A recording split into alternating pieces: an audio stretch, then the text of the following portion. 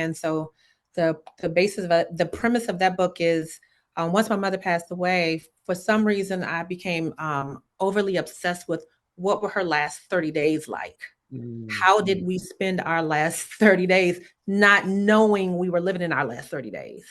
And Wow. so that's what that book talks about.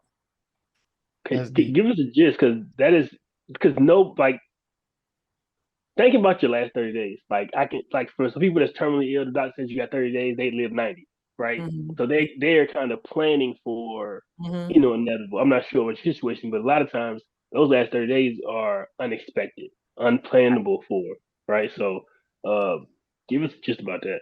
So in my case, my mom, she died unexpectedly. She was not Mm-hmm. Mm, expected to die. She went into the hospital for something that most people come out of the hospital alive.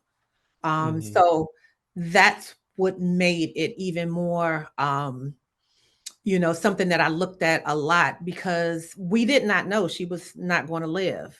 And so, and it was just funny because in the book, I talk about how I had these overwhelming feelings to do things with my mom that I normally would not do. So, for example, because she wasn't feeling well, she had a doctor's appointment, and I normally don't go with my mom to her doctor's appointment. But this Mm-hmm. particular time, I was like, well, mom, let me go ahead and go with you to your doctor's appointment.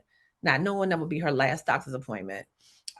We had lunch, Oh at her Lord. favorite place. Mm-hmm.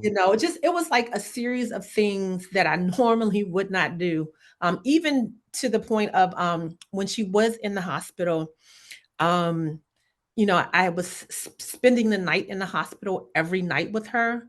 Um, but still, normally I probably would have went home, Right. but Yeah. something told me to stay, and now looking back, I feel like, I was listening to what I call that inner Synchronicity. voice. Yeah. Yeah, that inner voice, because all of those things ended up being the last time that those things were done.